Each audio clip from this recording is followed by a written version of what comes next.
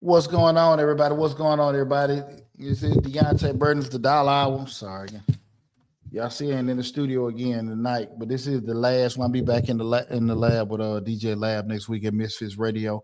But we got a great show tonight. Again, I am Deonte Burden, aka Mr. Short Dollar himself. Let me get my mic together. Right now, welcome to the dollar hour. We are talking about, we got a great show planned for you guys tonight. I'm going to do a live feed again, a couple more for the end of the year, do the annual show where we talk about, goal setting for 2025. But tonight, we want to have a show with you guys discussing how to turn your passion into profits, right? Again, that's how to turn your passion into profits. Far too often, with me being an accountant and me owning a business service firm, we've been in business over 22 years. People come to me all the time, hey, D, I want to start a business up, and they got all these great ideas about things that they've been doing on the side, from baking to cutting to painting to posting, whatever. And they have really no clue how to do it from the business perspective. Now they see people doing it, and it seems relatively easy. The unfortunate part about everything is that far too often people see other people that they're close to go into business, and those people that they know that go into business aren't fully transparent with them in regards to what they're doing and how they're doing in business, right? So what happens, you got a lot of people that get into business with unrealistic expectations about how business is because, they've seen their brother, their cousin, their friend get into business, but their friends aren't necessarily fully transparent on how things are going because, we can look good and see how things are looking in a certain way, but what they are in actuality and, true perception, it can be two different things. And I think that's what happens most of the times. especially when people come, at the end of the year, well, beginning of your tax season to us, or they need consulting appointments, things like that. They're talking about things they want to do. And, that's not how it works. But for some reason, they assume that what it is. And what I want to have the discussion tonight is, if you are interested in regards to turning, you got something that you love doing and thing that you have a passion for, you've been doing it, in a certain capacity over a certain while, and now you want to turn to profits. What we know about profits, definition of profit, what? Revenue or sales minus expenses. Again, it's revenue minus expenses is profit, right? Profit is not the dollars you get in your hand from, any kind of transaction. Profit is the money that's left over after you paid all your particular costs, right? So we want to have that discussion today in regards to how to turn that passion, something that you love doing, something that you do all the time, that you got, but you have an interest in now, turn it into a business, right? We're going to have that discussion with you guys real quick tonight. Again, how to turn your passion into profits. Again, this is the Dollar Hour. I am Deonte Burden, a.k.a. Mr. Short Dollar himself. Right now, we're streaming live on Facebook, YouTube, Instagram, LinkedIn, TikTok, and Twitter. The main hub is the Mr. Short Dollar YouTube channel, where we have over 1,000 videos covering entrepreneurship, business management, business finance, and no, I'm forgetting something, business operations. We have an active grants playlist with over 150 different grant opportunities for you guys to take advantage of. So definitely, regardless of what platform you're looking at us on, and I do have my other YouTube channel, Change Your Lives, which is the personal development, motivational channel. I'm streaming live on that as well. But the bigger channel is Mr. Short Dollar. But I just mentioned the grants playlist. We got a lot of great information that's came out this year. And we're talking more depth about what we're looking to do in 2025 as well in a little bit. But I do want to tell everybody, before I get too far ahead of myself, I hope everybody had a great Christmas. And I hope you guys really plan to have a super, super happy new year. But I do want to get there before I get too far ahead of myself. We had a good Christmas over here. Moms came over. She cooked good. She cooked a real fat boy dinner for me and my kids. we had a blast with mom over here and everything. So it was pretty cool. And I hope you guys had a great holiday season and everything. So just want to get that out of the way.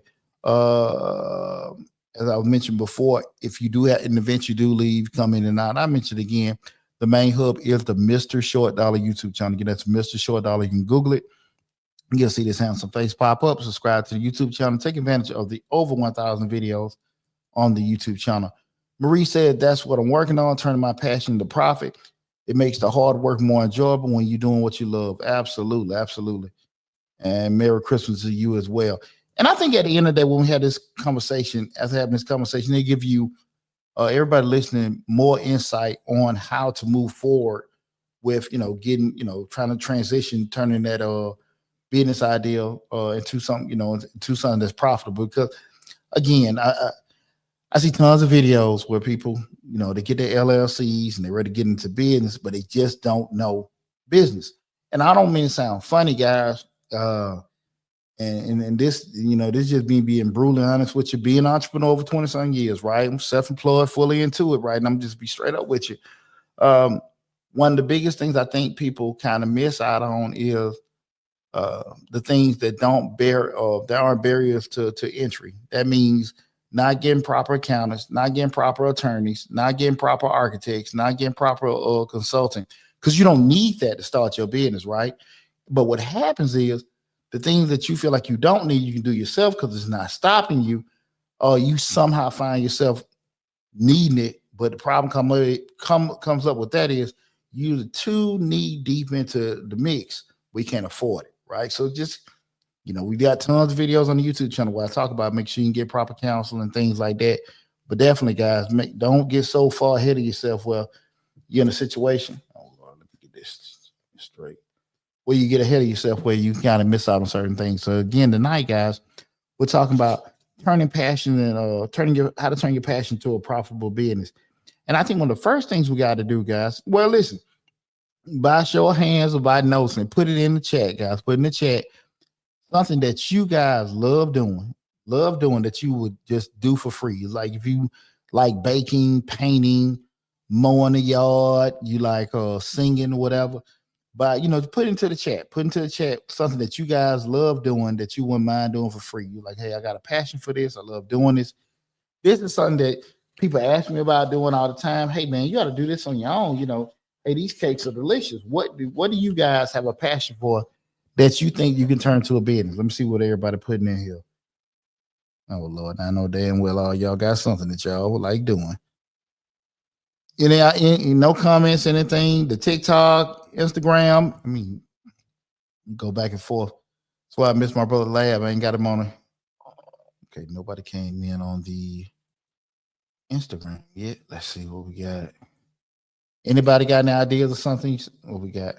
Marie says, I started new sewing. What is this? Marie, forgive me and putting them on Amazon. What's this? Warning journals and putting them on Amazon. What is that? Let me Google that. I don't want to be ignorant about that. You started warning journals. I know I'm probably pronouncing it wrong. 222. All right, guys. Any of you guys have anything? Is that creating journals? Oh, it's typo. Okay. Boy, you had me Google searching. What was that? I started creating journals on Amazon. Awesome. Okay. Cool. That's awesome. Marie says she started creating journals on Amazon. Marie had me going for a minute. I'm sitting here Googling. What is that? Okay.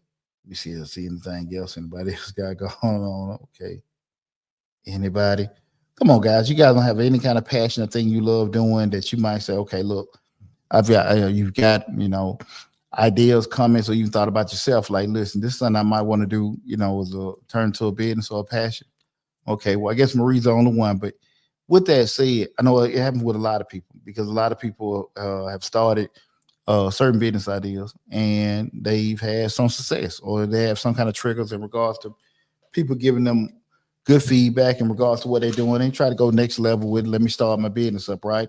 And I think one of the biggest things is number one, probably a couple questions you want to reflect on when you're thinking about doing this is what activities make you lose track of time, right? Those kind of things that you like, man, I'm into this. I'm into this and everything. Right now, this is something that I love doing. You can be just called crocheting, sewing, like so you can be making some music or whatever. But what has you where you're losing time on it? And what topics do people seek your advice on, right? Like, hey man, I know you pretty good at doing electrical or plumbing or repairing certain things or dealing with cars. What do people kind of we're talking about reflecting things where we just getting these ideas, we brainstorming, right? What is this right here? Overreacting. Oh my Lord. What certain things where we get the brainstorm. I'm sorry, I got one of those funny comments in. But when people reach out to you like subject matter expert, what are some of those things with that, right? That people reach out to you in regards like, hey man, I know you're pretty good at this. What was your question on that? And lastly, guys, if money wasn't a factor, what would you spend your days doing? What would you be like, man, I could just do this every day. Every day. It doesn't matter if I get paid or don't get paid. What do I love doing? Okay. And that's what I mean. Those are the kind of things I want you to kind of reflect on because a lot of people do want to just say, hey, I want to make a little side money. I want to do, be an entrepreneur. Certain things may run across their mind, but you have a hard time trying to, recollect what would be a good idea. Those are three things you can kind of ask yourself with just kind of brainstorming certain things. Marie says working on the recipe book now. That's awesome. And Marie says people come to her for holistic advice. Awesome. We got right here. Let's Talk America Radio. Great topic. Should every passion be turned profitable? Should every passion be turned profitable? Should some be altruistic? What's altruistic? Come on now. I'm an accountant. Yeah, I got a damn copy of Webster's in front of me. Altruistic. Oh boy, let me see. That's the first question. In regards to should every passion return to a profit? No, I don't think it's an issue. You have to do it. I think if you want to do it, and you say this is something that you like doing, you have a passion for, and everything. Well, how to do that? So it's not an issue of if it's something that you want to do. It's just more so if you actually have something you like doing You see you're pretty good at it, and you want to try to, capitalize on it by, doing it as a business. That's the thing about it. And from your second part about should be altruistic, what we're talking about, should be something for the greater good. It just depends on you. Like, I don't, I'm never going to get into a conversation with people telling people, hey, it's best for you to get paid for this, or you should be doing it for the greater good of people. You know what's important to you. You know how your time is. You know what you can and can't do, right? So I do enough as a businessman, and I do enough community service stuff. And I'm not here to tell people what they should be doing for free, what should be getting paid for, right? But I think we all can be honest with ourselves and like, look, man, I got obligations. I need to get paid for this particular thing. Let me do it this way. I just want to do this for free. I think that's a you question with doing it, and I think that's just probably the best way I can leave that at that. But I will say this: at the end of the day, if you're doing certain things and it's hindering you or hindering your lifestyle, you might want to kind of think about it if you want to charge something from that perspective, right? But I don't get into it as far as get too much into it in regards to, should every passion you may have be profitable. It's just, if you want to do it, right? That's just how it is with doing it. Well, we would have a discussion with you guys tonight in regards to, in the event that you do have a passion that you want to make profitable, how do you do it, right? So that's pretty much what we're going to be talking about in tonight's discussion, right? And what we did, we just went over a couple questions for you guys to reflect on in regards to, if you want to have those, if you do have ideas of things you may be pretty good at and you want to turn to a passion, a couple things you can reflect on. Next, you can kind of explore the patterns. And what I mean by exploring the patterns, I've got my notes all over the place. You can review your hobbies, experience, and achievements, right? Pay attention to the recurring themes in your life that bring excitement and fulfillment. What I would say is, what you do on a regular. Those kind of things that come easy to you with doing it. Well, we have to always be realistic about just how unique we are, right? How unique we are. There are a lot of things that you do well that no one else does. We have things we want to do, and that's what we start looking at, the intersection of passion and skills. You got to identify what you're good at and you enjoy doing. Consider if that passion that you're doing is something that's going to be sustainable long term. Now, if you want to, when I say, even having this discussion, guys, I'm going to be very honest with you. Everybody's not going to like what you do. Everybody's not going to like and this is any business. If you want to do it for a passion, or you just, in it for just starting up, I want to have a business about it. I'm not even interested in it, because people do that. People have certain businesses. I remember years ago when Trump first ran, it was a great business model to turn around and sell MAGA hats or sell Trump shirts. So if you want to sell Obama shirts, if you wanted to sell Kamala Harris shirts, you don't necessarily have to be pro that person, but those were great business opportunities. What I was just saying, over the past couple elections, where people could take advantage of. And if you just being a true capitalist, those kind of things can ring out. But that's not the same thing as something about you having a passion on it. It's just you taking advantage of opportunities that are available for you. And so that's where you got to, be able, when we're having this, we're mainly talking about people making a profit out of a certain passion. Start thinking about it. Listen, I'm thinking about these kind of things, but is it going to be realistic for me to do it long term, right? And even if it's not long term, is this something that I can kind of stay busy with doing it? Busy is self-determined. If you just want to do something once, twice a month, cool. If you want to do something once a week, that's fine. Whatever you're thinking about doing, can you actually do that? That's not to make you stop, but it's just something you got to think. Far too often people get in the business, they don't think, they just move, right? And what happens is you be just like that hamster in that wheel, spinning, not going anywhere, right? You have to think about stuff and plan things accordingly in business, right? Those, you never be at a shortage of people, make videos and tell you it's easy to get in business, it's easy to do this, it's easy to do that. And shit don't work. It don't work that way. I'm sorry to tell you, it doesn't work that way, right? Because if that was the case, everybody would do it. And it's just unfortunate. I think a lot of times people get kind of sucked into that, and usually, if it's from a negative standpoint, you done lost your whole shirt, your pants, and everything like that. And we don't want to do this. If it's something that we love doing, we want to enjoy doing it, but we also, if we can make a profit, we're going to do it, but we don't want to lose everything we have without doing it. So proper planning is crucial. It goes back to what I was speaking earlier. Don't really skip over those important things like the accountant, the attorney, the architect, the consultant on the front end where you get knee deep and you've kind of leveraged some of your retirement money, taking out loans, and you really don't know how to forecast costs or sit here and analyze deals. I made a video. It was a short from a video we had one of my shows. I put it out today. Some of you guys may have seen it, but I put it on all the platforms. It's like a little 30, 40 seconds short where we start talking about that whole profit analysis on the percentage where, you know, you borrowing, got a loan at 7%. Will the return on investment, what you're doing, will it be higher than the 7% for it to be, you know, profitable? And that's kind of how you got to do it.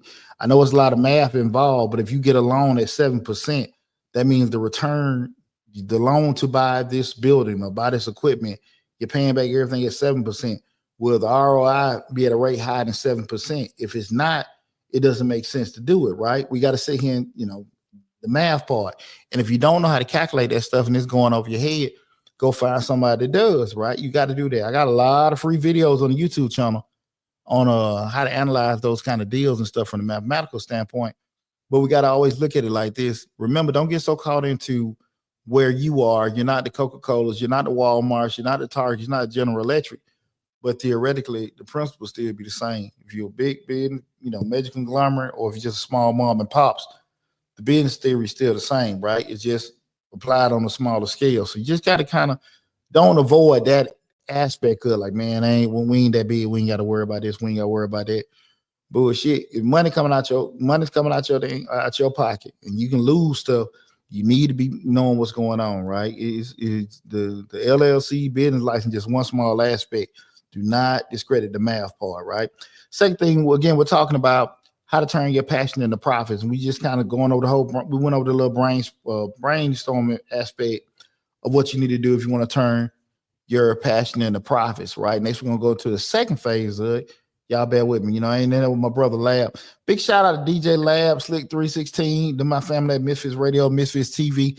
I ain't going to the studio tonight. I'll be back in at the beginning of next year. But again, we still will have to remember what I said earlier. We're still going to have our annual how to goal set and plan for 2025. So that video, I will be doing that over the next 7 days, guys. So don't, you know, get more on top of everything.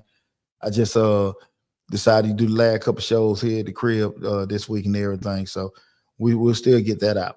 The second phase of everything, we start talking about how to turn your passion into profits, is knowing how to evaluate market potential, right? And that's when we decide to go into business.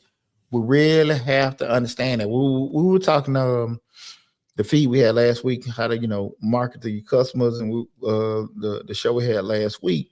And I kind of gave the example of, you know, when you don't really have a niche market or somebody you really pushing your product or service to, and you try and get it to everybody. It's just like if you walk into a forest and you're shooting at the trees and you ain't really got a target. Now you shooting all kind of stuff up, you hitting some, you missing some. The problem come up is when you hit a target or shoot something in the woods, and that tree is not gonna do nothing for you. When you niche it down, you find out exactly who you're trying to get your product or service to. You know, if they African American, 35 to 55, this income, live in this area, they have these particular desires and wants.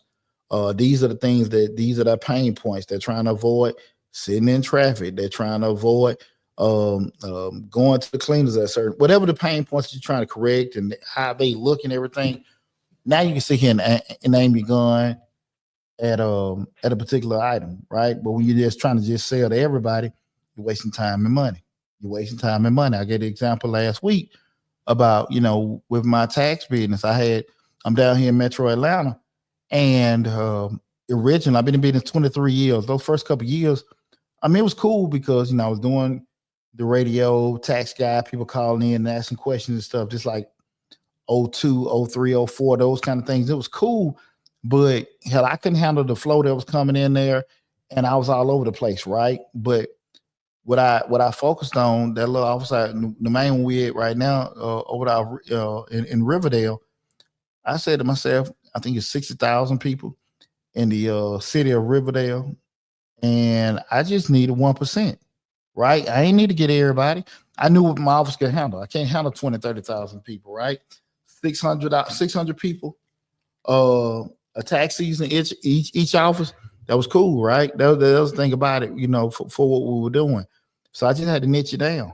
Why shoot all over Atlanta with my advertising and stuff like that before what I do?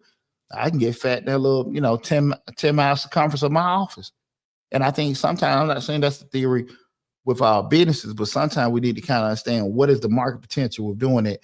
When we start looking at research and demand, when you have these ideas about a particular business you want to do, you got to be able to start, research and demanding what kind of people are in the area. Number one, knowing that person you want to get it to. Like, you got to kind of look at it for what I'm doing, even if it's.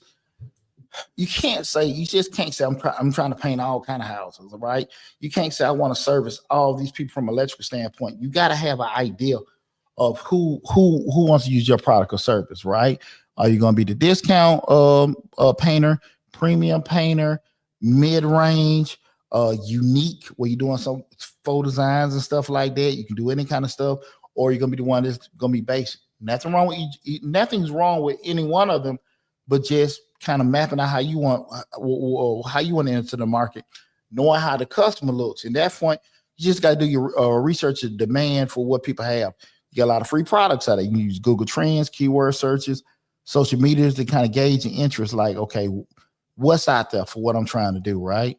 A lot of times you can have a conversation with people. People say, man, that's a good idea. That's a good idea. Don't get so caught up into what other people think, right? You got to pay attention to numbers. I don't want you to get so tied up into avoiding people, but numbers drive a lot of stuff, right? And we got to be realistic with some things in regards to that, okay? So I just want you guys to understand that aspect of everything, right? We got to make sure that we're looking at it, the data that's out there, So you can do a people poll on social media. That Google is there. It's free. You can do that. Just kind of get an idea. You can even go to your local your business license office. Just find a economic development business license. They can kind of give you certain census data. You can go to U.S. Census. Just get data in regards to the actual area that you're trying to provide your products and services. What's there? Median income levels, all that kind of stuff. And guys, I want to kind of go back again. If you are not familiar with doing this, that does not mean avoid it. It means just finding somebody else that is more equipped that understands this, and they can explain it to you in English. Okay. Do not discredit it, and don't rush stuff. Don't rush stuff, man. I'm telling you, I gotta have this business idea. I've been waiting so long. I've been doing it. Remember what I said, when we're young, we think it's gonna take too long. When we get older, we feel like we ain't got enough time. What we don't have is money to waste or time that we can't get back because we being greedy, right? Like one big thing I learned in grad school is that whole concept of failing forward, where you're learning and you experience stuff in the teaching moments, and that's cool and all, but you also can fail to a point where you can't recover from either, right? You turn around, you sit there and say, well, look, I'm learning and I'm moving forward, but I'm using my retirement. My significant other took a loan out. I borrowed this money from people. So the recovery that you may not have the same recovery point as somebody that just taking their time, slowly doing this, that, and that. So we got to be realistic about it. Just because you have it, just because you're in a situation, does not mean you're going to be in a position to recoup everything. So you got to be smart about everything, okay? Competitive analysis, you got to analyze existing businesses in that space. What do they offer? And how can you differentiate, right? This is a very important point. A lot of times you hear people talk about differentiation strategies, where what you bring to the table, what another business bring to the table, how you set yourself apart. You don't necessarily, depending on what you do, you don't necessarily have to be so stuck on being different. Me being in the tax business, right? There's only so much stuff you can do, right? I can over deliver, be attentive to certain stuff and all products and services. Number one, being an accountant, I cannot lie and say, hey, I can get you this kind of money back, right? Because we got ethical things that are stopping me from doing that. Now, somebody that's in the tax business, they just they're not quote unquote a professional with doing it. What I'm saying, there are things that we can't do or say, right? Certain things with attorneys too, right? They things that just can't be done because of ethics, right? So with that said, pretty much everybody is doing the same thing. Pretty much everybody can do your e-file. They have these bank products. People say they can give you up to $6,000, which I'm gonna be brutally honest with you. Most of those range anywhere from 150 to 200 bucks that they'll give you on an advanced loan. But they're all marketing tools, right? Pretty much everybody can do the same thing. By me being an accountant, being in the not just a tax person, being an accountant, there are a lot of laws that I'm experienced with because I've been in the business for a while. I can sell those kind of things, but there's still a lot of me out there, right? I just gotta be realistic. I don't have to sit here and just, worry so much about how different I am. I just need to focus on the people that wants to come to me. I've learned over the years, I've seen so many times people, especially trying to get in this business, they are always saying, well, hey, don't come to them. I can get you this. I can get you that. I'm not getting into that. Only thing I can promise you is I'm going to do an excellent job over the level and try my best, and everything's going to be, I'm going to make sure that we've over tried to make sure we got the best service and product to you, right? But to sit here and promise somebody some numbers and stuff like that, I ain't doing that. And that's probably why I've been in the business. I've seen everybody else get locked up over the years that did do that kind of stuff with doing it. So from a differentiation standpoint, you don't always necessarily have to be so much different. You just need to be good at what you're doing, right? And things will happen for you. Right? You ain't got to get all the money, but if you do, you take care of people and you focus on the opportunities that are there for you, right? Not necessarily what you want to get, but the opportunities that are there for you, things will fall into place. And that way you ain't got to keep starting over. Starting over, losing, doing that. Just go at a pace that's going to be, and that pace might be fast, right? You never know how your growth is going to be. But if you just focus on taking care of people, and over delivering, don't be so, because that's what we're talking about, the whole passion thing. Everybody want to get paid if you're going into business, but if you take care of people, people will gain a trust for you and spread the word for you much quicker than you will just spending money. Because it is true, it's more expensive to get a new customer than it is to retain one. So if you can just take care of people, send the birthday cards, send the Christmas cards, maybe go to a funeral, when the baby's born, do that, all that kind of stuff. People, they get a bond with you. And once you got a relationship, that's it. I'm doing grandkids taxes now. I ain't talking about 1 or 2. I'm doing a lot of grandkids taxes. People have got divorced and I'm still doing both of theirs because I've done those particular things, right? You over deliver and take care of the people that's with you. Somebody new come in, apply the same principles, right? But if you take care of people, people take care of you. And that's what we're talking about, just having that competitive analysis and what can make you different. Make sure some money, when we start looking at those monetization opportunities are there. Can you package a package in a product, service, or an experience, right? Can you actually sell it, right? Those are the kind of things you got to be realistic about. Certain businesses, you can say, I wanted to do this, but mathematically, by you trying to provide the product or provide the service, the profit. Because if I'm selling cakes for $50, but it cost me $45 to make the cake, that's what the packaging with the supplies, the ingredients and all that. Is that $5 enough for me to sustain being in business? And that's, say if we're making 10 cakes a week, we know that's $50 because we got a $5 margin, 5 times 10, $50 a week. Is that okay with me? Maybe, maybe not. You got to sit there and say to yourself, like, okay, I can do it, but is it going to be something that, I want to deal with? Also make sure that you got a pricing strategy along those lines that makes sense for your audience or market. What I mean by having the right pricing strategy, going back to what we said before, are you the premium guy? Or you charging, because I'm in here in Atlanta. Everybody wants to be the celebrity barber, celebrity real estate person, all that. Keeping in mind, I don't even know if celebrities are a fraction of 1% of the population in the city of Atlanta, right? Damn, 99% of everybody in Atlanta is normal people. So why the hell somebody want to push that they're a celebrity? I have no damn idea, because they cut some ball player hair, or because they sold some actress cousin a house or something. They're more regular people than they are doing that. But whatever strategy you want to go into and stuff, because it's cool. We can say, well, look, I got a high income client with doing something, but are there enough of them out there for you to be sustainable? Right? And that's just being real. That's just being real. I think, like I say, it's a whole lot more regular people out here than there are, quote unquote, wealthy stylists and stuff like that. And just being realistic, just because they got money, I mean, they're really, really interested in spending money with you, or spending that kind of money on a particular product or service, right? So you got to make sure your price strategy, whatever you're trying to do. Because now, let me say this too. I'm not the cheap tax person. So one thing about it, I'm an accountant. I'm degreed up. I mean, I think anybody can go on my LinkedIn or whatever and stuff like that. I got a lot of education, a lot of experience. One thing I ain't the cheap tax man. I'm the great tax man, but I ain't the cheap tax man. So with that said, I'm not out here offering no dang $100, $200 services, right? Something I've heard it plenty of times. That's too much. Well, you don't need to come here, right?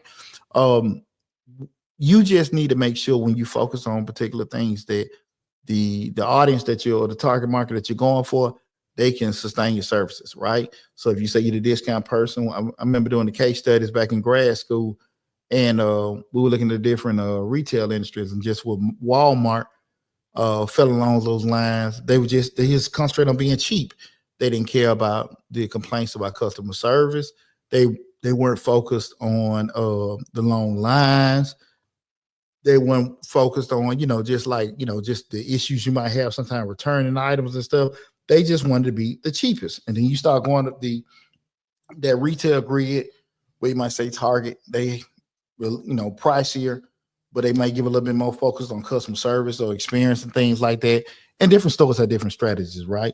And that's the thing where you just got to say to yourself, okay, these are along the lines on where I want to have my product priced.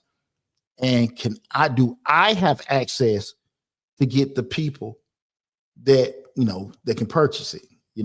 That's the thing about it. If it's one thing to sit here and say, I want to sell real estate to this income bracket of people, these kind of houses, right? Do you have access to them? Can you talk to them? How you are with dealing with them and stuff like that. Doesn't mean you can't learn to do it or you can't get access, but just being realistic to yourself. Can I have conversations? Do I have any kind of gatekeepers and thing to get access with certain things?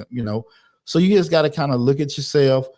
And again, even if you aren't at a position to get the quote unquote client that you might be kind of looking for, do you have room to grow from your perspective, but also being able to adjust your business model to be able to do that, right? Yeah, and be real with yourself. Not you hope, not you pray, not you think. What do you know? What do you know? And being honest about that, right? I'm gonna run my damn mouth for a minute. Anybody got any comments, anything? Let me see this before I go to the next step with that. Anybody got any comments, questions, or anything like that? Let me scroll through here, see if I missed anything. And if I did, I apologize, y'all. Now your boy get in the zone. Let me see if I got anything. With anything. Again, tonight's show, we're talking about how to turn your passion into profits. You guys got any questions in particular? Just go shoot ahead, leave it in the chat, and your boy get with you. Again, we're talking about how to turn your passion into profits. Okay, having that discussion in regards to if it's anything that you like doing or whatever, what is the right way and how to go about doing it? Because again, I get approached all the time with people asking, AD, I'm ready to start this business up. I'm thinking about doing this. I'm thinking about doing that. And people get turned off from me all the damn time when I start talking about numbers, because they feel that, like I'm hating. I'm 20-some years of the game. I mean, I'm good. I'm good. I'm at the point now. My kids will tell you, Daddy trying to think about me retiring in the next couple of years. And can y'all look? I'm having them kind of conversations. I have this YouTube channel with all these videos, free information, because I love entrepreneurship and I want you guys to be successful. So those kind of things. But one thing, see, words help us dream. Words make us feel good, but numbers keep us accountable. Numbers keep us accountable. So the idea, the business model that you might want to do, it may just not be a profitable idea. The math just don't work. The people that the people that you want to push the product or service to, they just might not want to buy your product or service. That don't mean don't do it. But that's the thing, you got to sit there and look at it with that and everything. I got a question just came in. Let's talk profit versus nonprofit.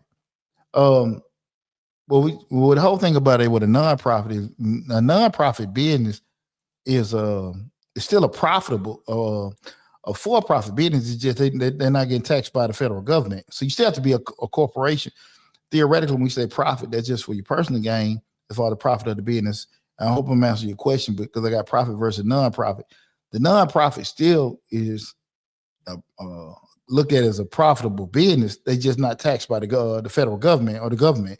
So that's just theoretically the same thing, because they're supposed to be doing something for the greater good of others, right? Or they should not be profit driven for themselves. So the federal government is not taxing them on that case. So it's not that you're looking at being just a nonprofit, not working for money. The business still should be making money, because you can't sustain anything if it's not making any money, right? So I hope I answered your question with that. I got profit versus nonprofit. But when we start going into depth about, how to turn that passion into profit, I'm going to give you guys a couple steps on, how to go about everything. The first one is, we kind of talked about this before, is define your vision and your niche. Define your vision and your niche. What are you trying to actually do with your business? Who are you trying to provide that product to? What you trying to do with your business and who you trying to provide that product or service to, okay? If you sitting there saying to yourself, I want to actually be, we want to do we're a home painting company and we want to provide them to medium income homes, that's fine. We got what we're trying to do and we got who we're trying to provide them for, okay? You got to have a clear mission statement on your business. You remember, the mission statement is, let me get all this stuff. The mission statement is who you are. The vision statement is what you're trying to do. The mission statement is who you are. The vision statement is what you're trying to do. So you got to know who you are, right? Who you are and what your business is doing, and identify that unique selling point. What do you do well? What do you do well? If you sit there and just, you focus on customer service, you focus on custom jobs, you focus on getting them done fast, you focus on, being able to add, again, certain different, things to a home. Like I said, some people actually do the faux painting. They do custom work. Just figuring that out, okay? That's the first step. Let me see. Let me look at this 1 second. I'm going to come back to that. That was the first step. We started talking about turning your passion into profits. The second one is build a business model. Okay, you got to choose between, and there's nothing wrong with either one, but we got to look at this for a second, guys. How are we going to have this stuff built out? Are we going to be a side hustle? We're going to do freelance work. We're going to do it full time. Kind of just map out exactly your approach and how you identifying it. Okay, even if you say that I'm going into it as a side hustle, I got a job, then eventually, if it grows, I want to go to do something else. Still write it down. Okay, remember, write stuff down. Write stuff down. Okay. You gotta understand this, guys. You gotta understand this. Words just keep us dreaming. But that stuff, when it's on paper, it's gonna keep us accountable, because right there, it's in front of us, right? And when you do that, it keeps you in the middle of the road where you're not all over the place, because you got to roll down to see it all the time. So just understand, choose between how you want to go about it. Be a side hustle, freelance worker, doing it full time. Draft that business plan, include your startup costs, your revenue streams, and your target customers. You're going to have to take time to do this, guys. Don't be in a rush. Please, please, please, please, please, please don't feel like you ain't got enough time to get stuff done. I'm telling you, guys, you're going to keep on finding yourself starting over and over and over again. I see too many people to get started in the business, and one of the worst things that happen to anybody is they have early success, because they get early success confused with sustainability. Just because you got some money coming in, some traffic, and everybody doing well. I'm gonna tell you what has happened at a lot. clubs and restaurants. Clubs and restaurants. Everybody like going to the new club. Everybody like going to the new restaurants. But then when shit die down, it gets slow because another one opened up, another place, different season or whatever. They don't know how to keep it going. So that early success keeps people kind of blinded to have people thinking, okay, this is how it's going to be. And that's not, and that's just not how it is, right? So you got to kind of, just make sure you got everything mapped out with doing that, okay? Step 3, start small and scale, okay? What we mean by scale is actually building everything out. Test the water with a minimum investment, okay? Again, we're looking at how to turn our passion into profits. Start small with a minimum investment. It's kind of, stick your toe in the water, see what work, what don't work. Be not so stringent to this is what I want to do. This is my plan. This is my dream. Because what we find out in business, what we want to do is what we want to do. Doesn't may not necessarily be what the customer wants. So we got to be realistic about what we're trying to put out there. Okay. We got to be realistic about what people want, because customer ain't always right, but the customer is what?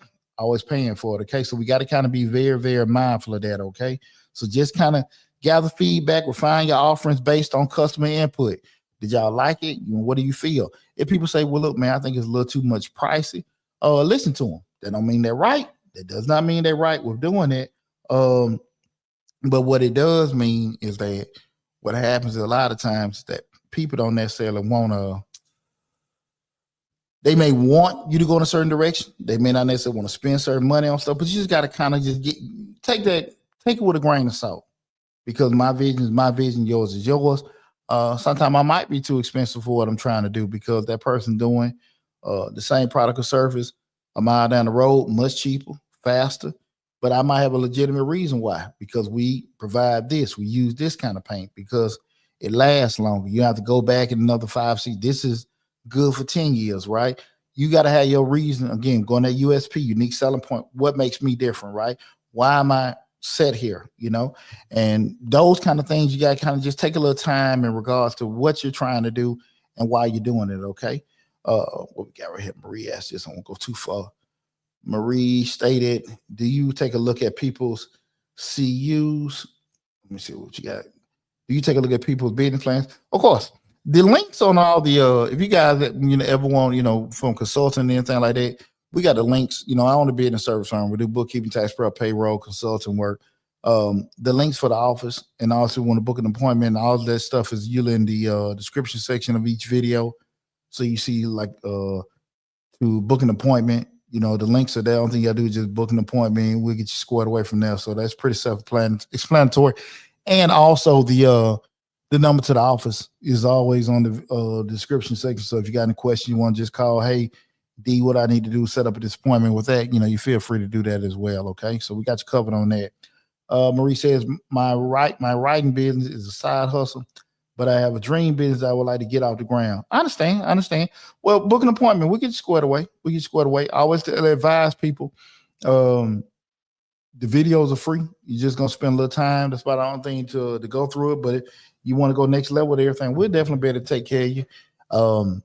I think we're at 4.9 as far as Google reviews and stuff like that. So I would tell people, you want to check and look us up and everything like that. I'm pretty comfortable where we at with doing stuff, but definitely we'll be able to look at that. She asked about, do we look at business plans, made analysis and do the consulting. We do all that fun stuff. So definitely, if you need any assistance, just reach out to us. The links to the business and everything is in the description section of each video.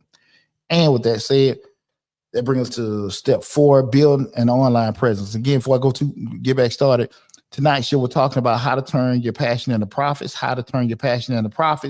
We're streaming live on Facebook, YouTube, Instagram, LinkedIn, TikTok, and Twitter.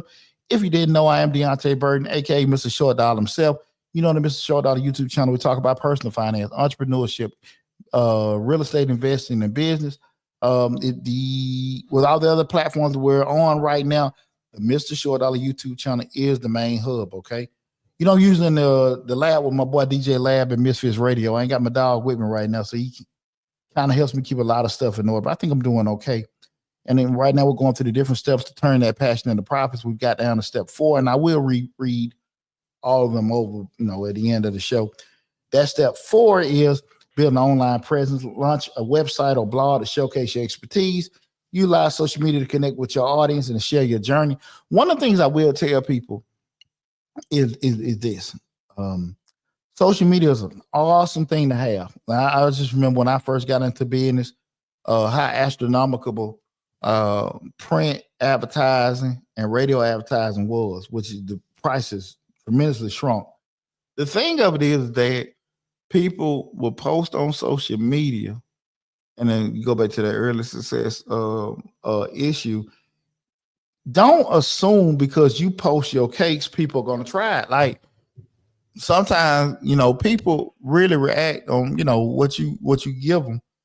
And when, I know you might have heard the term social proof. That way you kind of validate, like, look, they not running a scam. They're not just trying to get my money, even though you're in business. Of course, you're in business to get money. But if you can sit here and just say, look, we showing an experience, we giving out free information, we're doing these particular things, we got a certain person that endorses. You got to kind of look at it too, because when you look at it from the perspective of growing that audience once you get, online, be it if you actually running ads online or, just with posting, because the only thing with posting, I'm just be brutally honest with you. The only problem with posting is the posting is only going to go far to your network, right? So if you only got 50 followers, it's not going to go no further than that.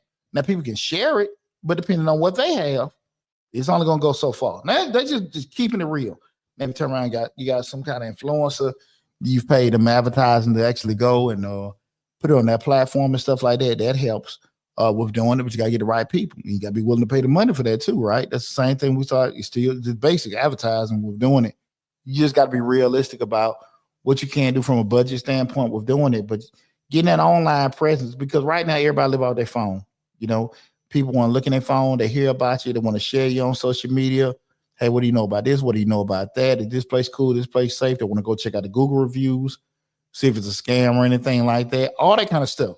So you got to build that online infrastructure, because people gonna have them kind of questions, skepticism, and all that stuff, and interest, right? But also when you build an online presence in your mind, think about the question that people are going to ask from a critical standpoint. They expensive, they cheap, is it far? What time they open, what time they close? What's the damn number so I can call just in case I got a question? All that kind of stuff, right? What's the menu? What are the services? All the kind of stuff that people would normally ask with looking at a particular website, right? Depending, regardless of what you do, does your online presence answer the common questions that a person would ask? Does your online presence answer the common question that a person would ask? Because if it doesn't, you can do more harm than good, because people get us a level of skepticism for you that they didn't before. Well, I called a number and the operator come up. They don't even have a phone number. When I called them, the voicemail full, right? They don't even have an address listed on here. All this kind of stuff. You're like, man, what's the, in your mind, I forgot. It may not be a big deal or whatever, right? You be just genuinely a mistake. But you got to understand, bad news travel much faster than good news, right? So we got to kind of be realistic. Remember, so when we build that online presence on social media with the website or whatever, make sure you ask yourself the common question that you would be trying to get answered when you actually going and looking up a business, right? Just kind of keep that in mind. We start talking about building that online presence, right? Bree says, when you say online, is that beyond your website? Yeah, the website and social media. The website, social media, even when you have certain platforms like a Yelp and things like that, or Yahoo, Google, whatever, you need to make sure that those common questions are asked when they look, for people see your online presence, right? Hours, you ain't got necessarily put prices, because unless it's just straightforward, you got a restaurant, the menus, they can put that on there. But if it's service related, and it's case by case, you can't necessarily do that. But you got to kind of make sure the common questions are asked with doing that, okay? Step 5, again, we're talking about how to turn that passion into profit. Step 5, invest in continuous learning, right? You want to stay updated on industry trends and customer preferences. This is critical. What I do with the tax business right there. Laws change each year. Up until the end of the year. One key thing was at the end of last year, the federal government waived all penalties and fees for tax returns that were filed late for, what was that, 20 and 21. That was something that came out at the end of the year. And even the year before that with the, oh my God, I think that was during President Trump's administration. That was a couple of years back with the jobs. Oh God, I'm forgetting these damn laws. It was I don't know if it was Jobs Reform Act or Jobs Help Act, something that was December 22, 23, one of those, right? And the it was just different things that changed the tax laws with that. And that happens all the time. The earned income, the tax credit, the tax, all that stuff change from year to year, right? When you actually maybe a builder and stuff like that, different codes can change, real estate laws change, educational things change all the time, right? So you have to just make sure that you stay abreast of different trends, different things going on, technology and stuff like that. We in business, we're doing that. And again, we start talking about turning that passion into profits. Don't get so hung up in, I'm not Coca-Cola. I'm not Walmart. I'm not this Fortune 500 company. We know that. And the people come to you, they know that too, right? But you still, the premise, the basic theories on how they move and stuff like that, from the marketing, the sales, the production, the pricing and stuff like that, those basic business principles. You learn that, that's business 101.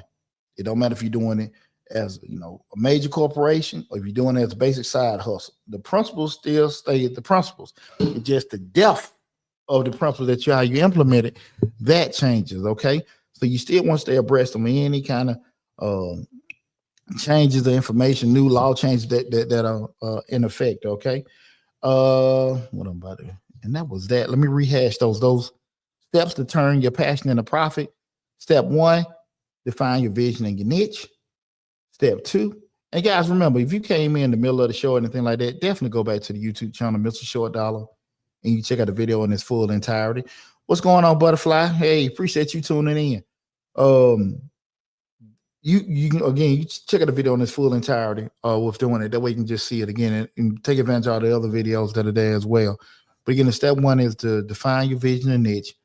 Second one is to build a business model. Remember, that can be whatever you're trying to build it from, the side hustle, freelance work, full-time, it don't matter. Number 3, start small and scale. Start small and scale. Go be at it as small as possible and just build up from there, okay? Don't just worry about going into the process that you the biggest one possible, okay?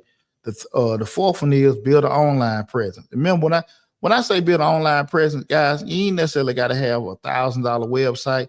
Have your basic information. But I always remember, guys, remember this.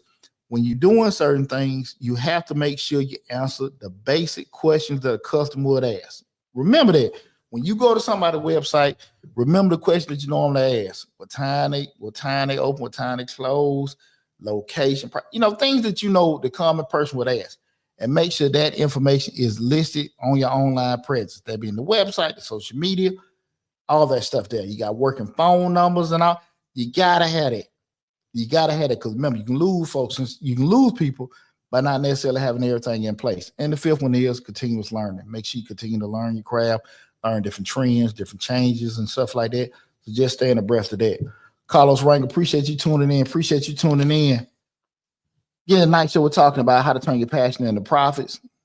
One key thing, I think, we start looking at those barriers and challenges that people have. Because, just talking again, a lot of times people get caught up into, I'm not trying to be this. I'm just trying to make a little extra this and, with doing it. And that's fine.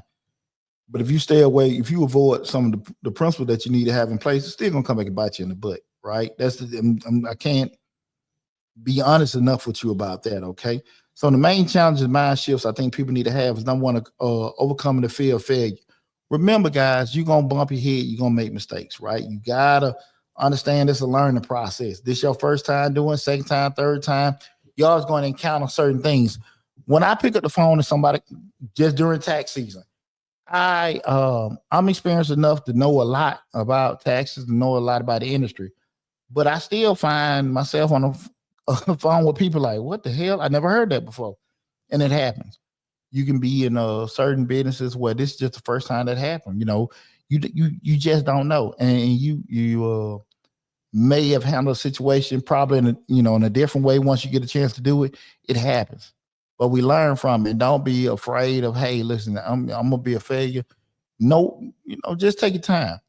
Most of the time, the mistakes we have that we can't recover from is because we try to do things that we probably shouldn't be doing. You ain't got to force stuff. If you ain't had money in your pocket for 34 years, 44 years, it ain't gonna kill your ass not to have it in there 6 more months, right? I'm just being brutally honest with you, because I was very honest when I said earlier is that far too often people see other friends they have, or people tell them about they're doing in business. They, you see them with a new car, you see them with a new place, you see them on social media, they're posting the things they're doing, but they ain't necessarily always being honest. You see what I'm saying? So you gotta be realistic about, like, that's cool for them, but that don't rock necessarily for me. All the time people tell me, man, you can do this, you can do that. Well, why don't you do the shit? I'm cool, right? So, it's cool, and I appreciate people come to me, but I know what Deonte can do, right? And there's some things, do I miss out on some things? Absolutely. Absolutely. Have I missed out on some money and stuff like that? Absolutely. But I ain't tripping on it because I'm cool. I can go to bed at night.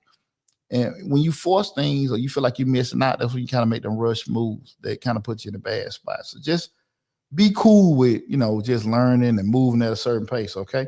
The second thing is balance and passion and practicality.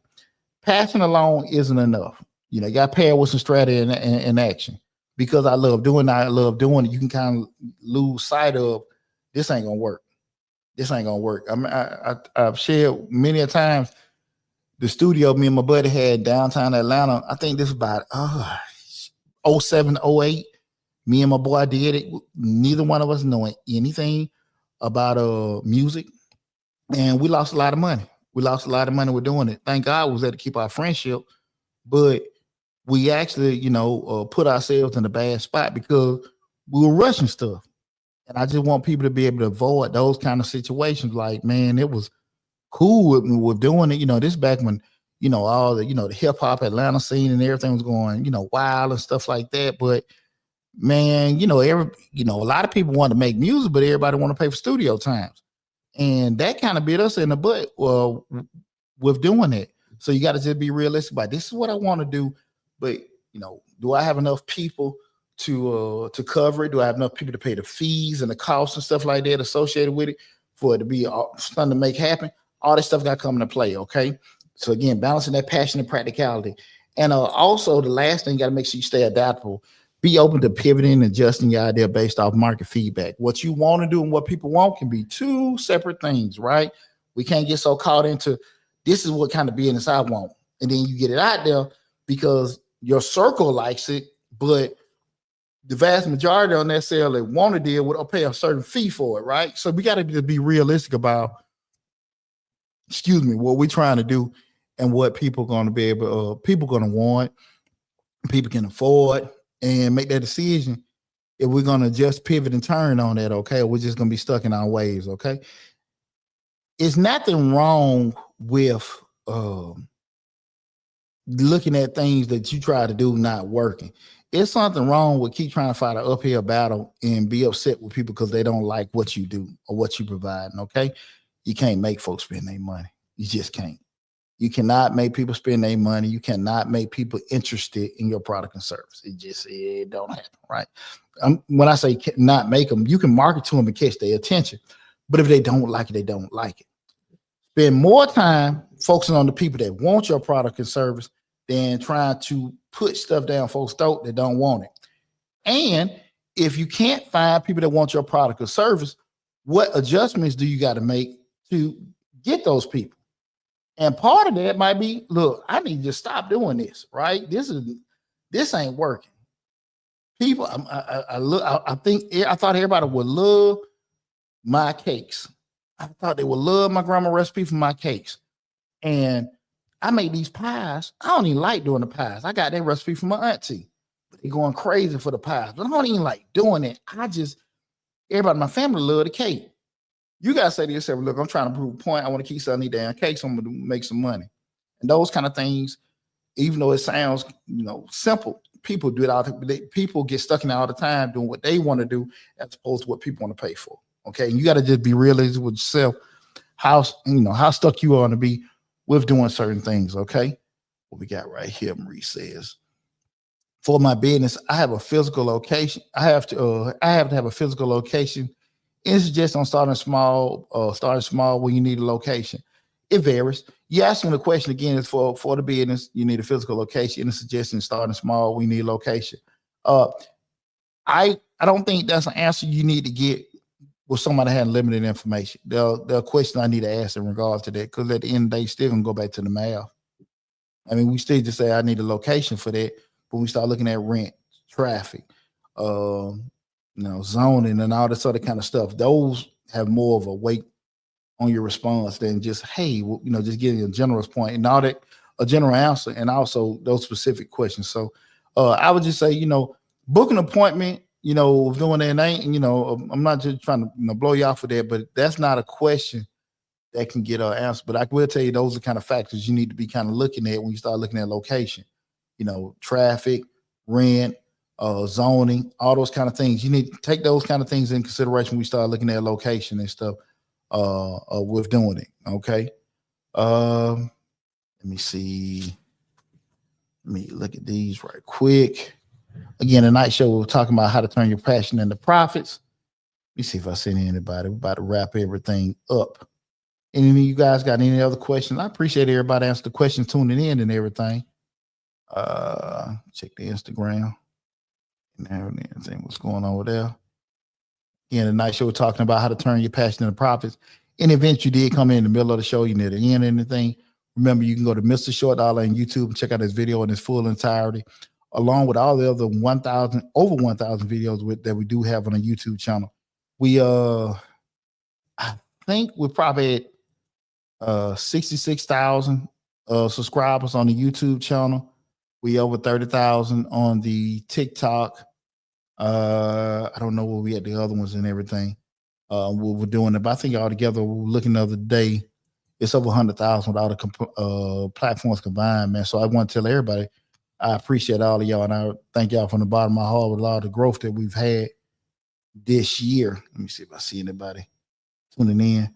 But I'm finna get ready to wrap everything up. Again, man, I hope everybody had an awesome Christmas and everything. And this ain't the last show for the year or anything like that. We're gonna have at least probably about 2 or 3 more live feeds before we wrap everything up for the year. So definitely make sure if you have anything run across your mind in regards to what we talked about tonight, come back to this video on the YouTube channel, leave your comments. It'll take me about 24 hours to get back with you to respond to your video and everything. But again, with tonight we talked about how to turn your passion into profits. We did a good discussion in regards to having that ideal, having that passion, how to map everything out, plan it. Some things we want to avoid, some things we want to make sure we can be realistic with ourselves. Because again, we go into business, guys. Business is tough. If it was that easy, nobody have a job. Everybody be doing stuff for themselves, and it's it ain't that easy. But if I say, okay, I have a good evening, everyone. Okay, you too, and I appreciate you tuning in, lady. It ain't that easy, and you have to sit there and look at it and respect it too. You can respect it because once you get out there and you start getting loans in your name, leases in your name, you start, spending your retirement, spending your savings and stuff like that. That's not you're gonna get that back.